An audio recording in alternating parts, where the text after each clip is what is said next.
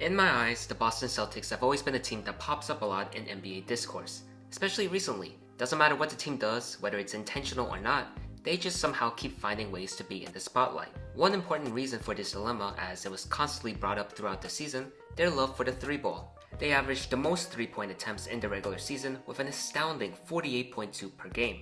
This tendency to let the threes fly was actually so strong that it led them to have a game where they shot 63 three-point attempts, which is tied for the third most in a regular season game in NBA history. You heard that right, 63 three-pointers, and while many were exasperated by what the C's had done in that game, I would argue that the amount of three-pointers shouldn't be the main focal point of discussion.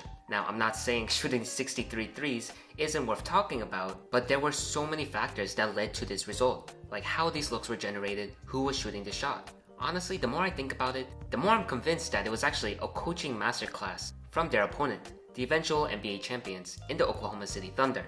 Now, before we head into this particular game and how I came to that conclusion, I do want to set some context for both sides. What does Boston's offense usually look like? What does OKC defense do on a nightly basis? How did the first matchup went? Because the main topic happened in March, whereas the first one occurred in January. I want to have all of that because I feel like those pieces of context explained why both teams performed the way they did. We first start with Boston's admiration for the three-pointer, and in my opinion, how much they deserve criticism for this is 50-50. There is one massive flaw with their three-point strategy, but I'll get to that in a bit because first I want to clear up that a lot of their three-point attempts are not bad shots. Yes, Coach Mazzulla and his coaching staff encouraged their guys to let it fly, as approximately 46% of their points come from three, which is most in the league, but plenty of these looks usually involve movement, particularly with screens. Many times, Boston targets a mismatch and makes sure to set screen actions so that either Tatum or Brown can face said mismatch. These are excellent examples of utilizing the scoring gravity of the star players, as this will attract extra defenders.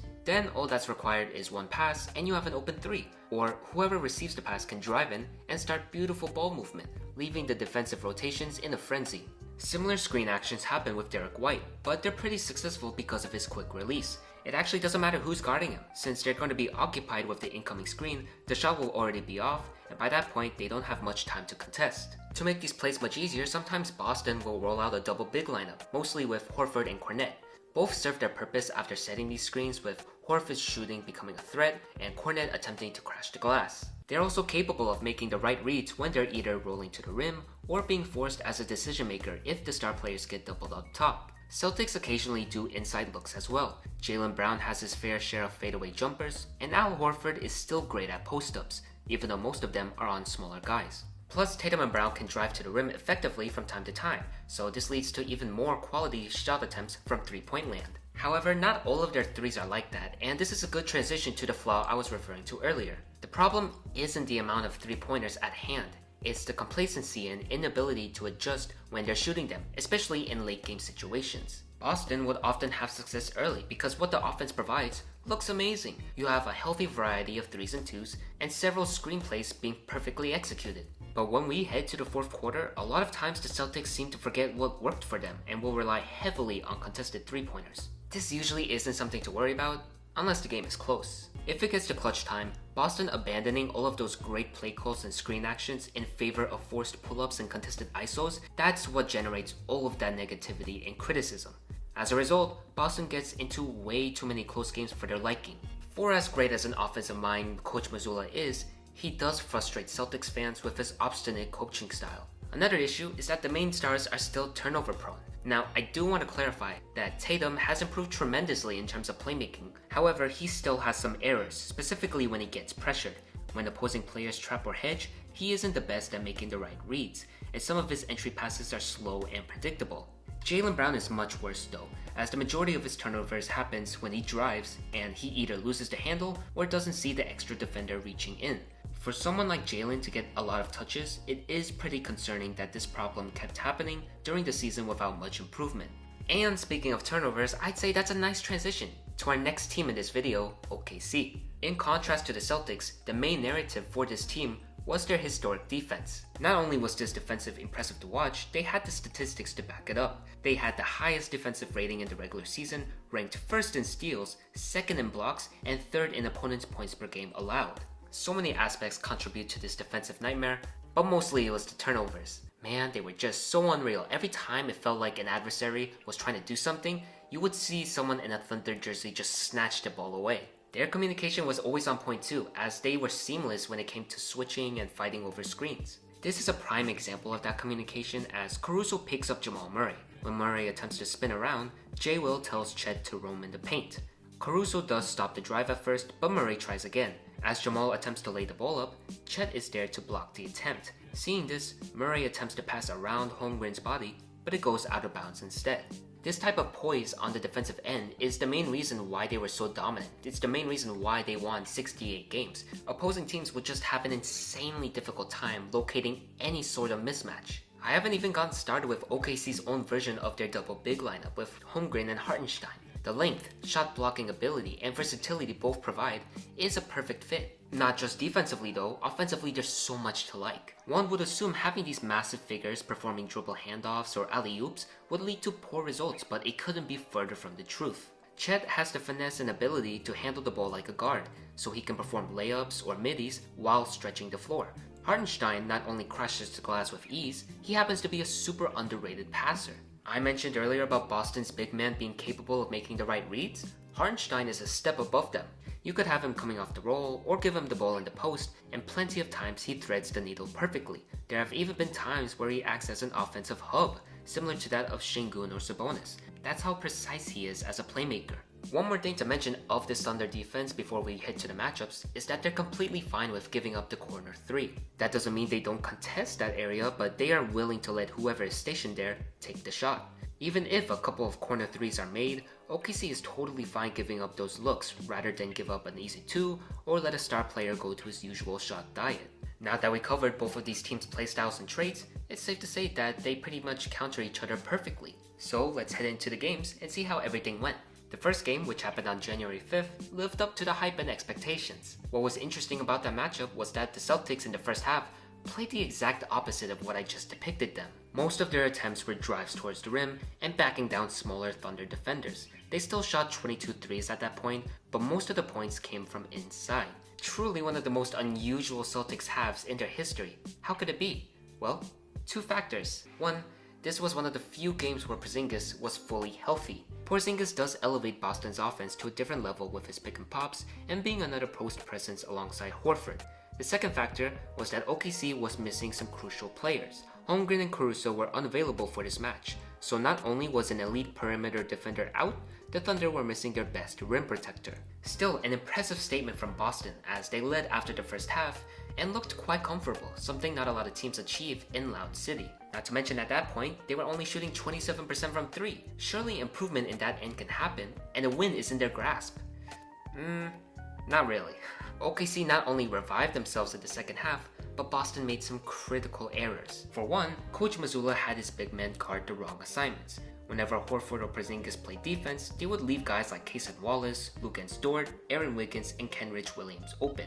Now, this isn't anything new if you've seen Celtics games. Coach Mazzulla would usually leave Horford or Cornet on opposing players not known for their shooting so that they can prove themselves. On paper, this doesn't sound bad for Boston at all, and hey, it worked for the majority of their games. And if you want to limit SGA, what better way than to take away the driving lanes? However, I do want to emphasize that this strategy mostly works if the guys you're leaving open are, for example, Toumani Camara or AJ Johnson.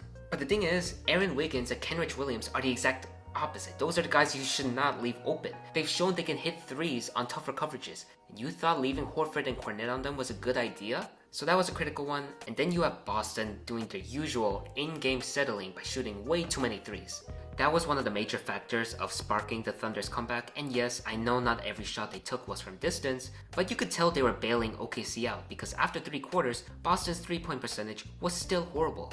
And yet they just kept shooting in the fourth, even though I mentioned how successful they were around the paint and mid-range earlier in the game. After the match was over, Boston only shot 19% from distance, an 8-point decrease in the second half. Another category that hurt them were turnovers. Before that game, Boston only averaged 11.8, and they ended the game with 16. 6 in the first half, 10 in the second half.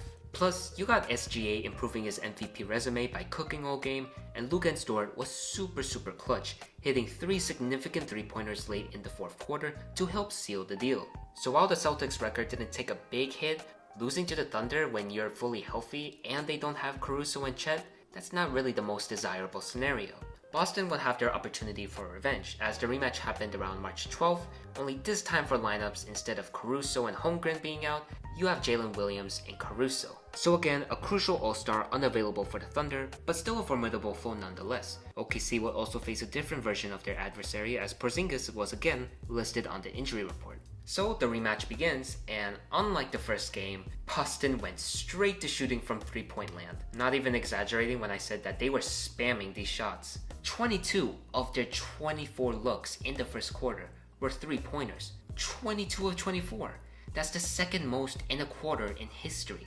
All of their points, besides a few free throws, were from threes. And the funny thing is, in that quarter alone, they hit the same amount of threes as they did in the entirety of the first game. From that moment on, you could tell this was going to be a different ballgame.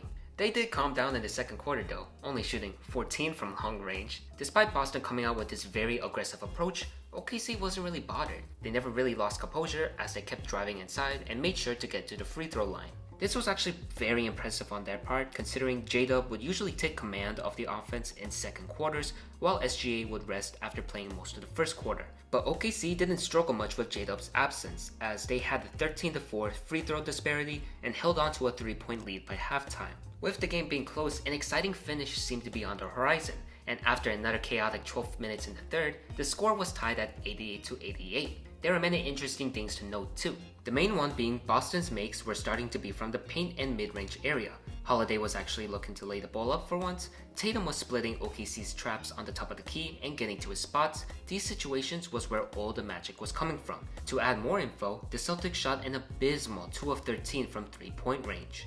I do want to mention though that despite these horrific 3-pointers, they did result in many rebounds and second chance opportunities. Because Boston would launch these threes from such a far distance, the ball would bounce off the rim so hard and would always be out of the Thunder player's reach.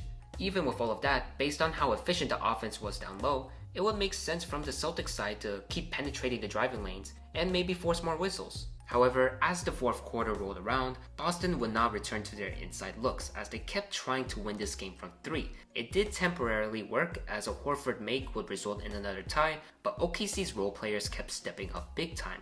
Isaiah Joe and Kenrich Williams hit back-to-back crucial threes, and I believe this is where Boston started to lose their way. From then on, Tatum and Brown would force pull-up threes, and not only were these unsuccessful, OKC actually stuck to their bread and butter, which is attacking the paint and getting to the free throw line. Things got even worse for Boston because not only did these personal fouls result in more points, it caused Jaylen Brown to foul out of the game.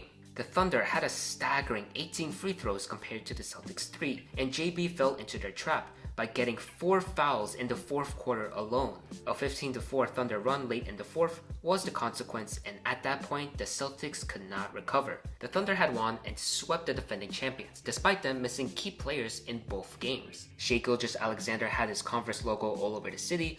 OKC's defense was, again, tremendous. They repeatedly created turnovers, and their bench outperformed Boston by a long mile. That was actually one of the more disappointing aspects for the Celtics. Pritchard and Hauser were completely neutralized by OKC, and Cornette was just getting dominated by Hartenstein. And although there weren't many opportunities of Chet and Hart working together, as Hartenstein was coming off the bench, each still had their moments, whether it was Hartenstein drawing fouls with his paint presence, to Holmgren making crucial and tough shots. But the big takeaway we're all here to indulge on are the 63 attempts, the third most by a team in NBA history. Boston not only settled for outside jumpers again, they settled for a historic value.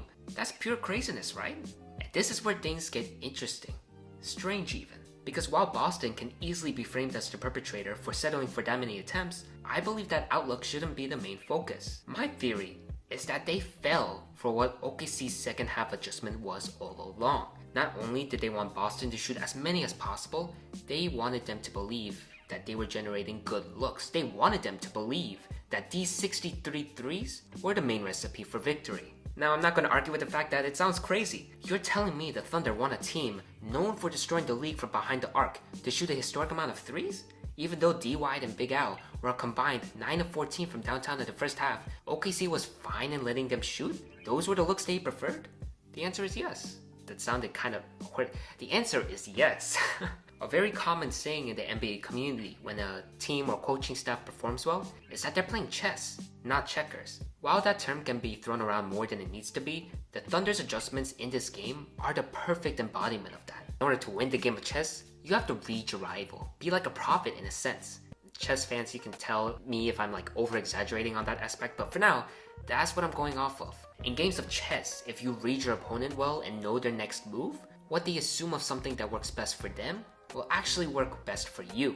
And that is what I mean. What Coach Mazzulla thought was best for Boston actually worked in favor for Oklahoma City. The major thing I do want to emphasize on was that I believe this was something that was brewing in the second quarter. As I was rewatching that second quarter, there was a sense of experimentation going on. Around the 10-minute mark, OKC deployed a zone for about a minute and 30 seconds before going back to man coverage. Nothing too special.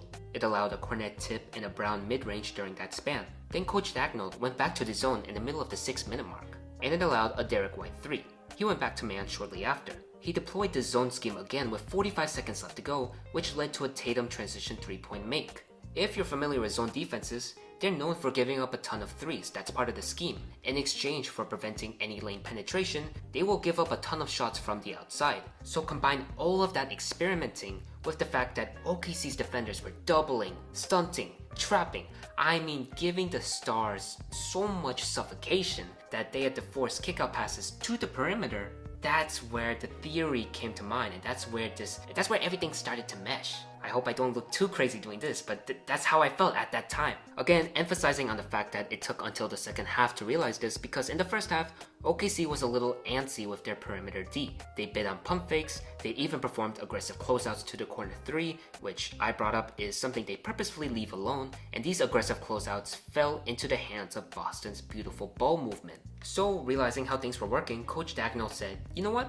Let's keep giving Boston these threes. Let's see if this hot shooting really is sustainable. We would rather test the other guys to step up so we can only focus our attention on the two J's. D. White, Horford, Holiday, take as many as you want. You guys will absolutely be wide open. That doesn't mean we're not going to contest, but we're definitely not going to let JT and JB be comfortable. So please, take as many catch and shoots as you please. That was the sense of what I got. Boston thought they were having OKC beat with all of them pick and pops and kick out passes, but in reality, that played into the hands of the Thunder. And guess what? Everything ran like clockwork. 3 after 3 after 3, it was almost endless. There were even a couple of opportunities for easy 2s, but Boston at that point was so addicted to making 3-pointers, they kept making extra passes towards the perimeter. Now, Tatum wasn't limited by the defense. He was still very effective when he had the chance, as he ended up with 33 points, pretty much scored on all areas of the court. But despite all of that, you could tell that he and JB did not have any room to breathe. Luke Dort, Cason Wallace, whoever was guarding them, established all of that pressure, so the Jays had to play make to the best of their ability. Otherwise, OKC would have forced a lot more than just 13 turnovers. This strategy honestly reminded me of what they did against Minnesota in Game 4 of the Western Conference Finals. For context, Nickeil Alexander-Walker and Dante DiVincenzo had tremendous shooting nights, but Anthony Edwards and Julius Randle were nowhere to be found.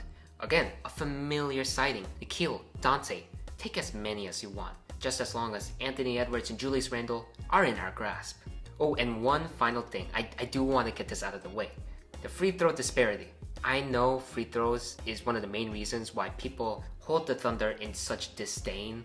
I know when they look at this box score, they'll just roll their eyes and be like, oh, Shea and them boys are back at it again. And again, this is a nice reference to the Minnesota and OKC Western Conference Finals series, where it was either Game 1 or Game 2. Mr. Beacham, the GOAT himself, made a video about it. And during that video, he talked about the free throw disparity because Minnesota shot 53 pointers. And he himself stated what I thought was a great analogy, and I'm paraphrasing here. If I drive 100 times to the rim and get 20 free throws, while you drive 20 times and get 5 free throws, guess what? We're still going at the same rate. It's just that I'm more aggressive than you. I'm settling less than you. And that is a perfect depiction of this game, because that was when Minnesota shot 53s. Imagine 63. It's not like the Celtics played super tidy defense too. Cornet and Derek White fouled the crap out of Hartenstein whenever he was rolling. JB was pretty reckless when guarding SGA. And it's not like Boston didn't have any calls go their way. JT and Derek White had and ones when they drove to the rim, but since that was only 2 scenarios compared to OKC's 12 or 13, yeah, it's no wonder they had approximately 14 or 15 more free throws than you. The Celtics really didn't do themselves any favor when they made history from behind the arc and not down inside. But then again, that's my whole spiel. Hope you enjoyed this video. Hope you enjoyed the crazy roller coaster ride this was. What did you guys think of the game? Am I off my rocker? And yeah, we're getting closer to the NBA season. Again, thank you guys so much for watching, and I'll see you next time.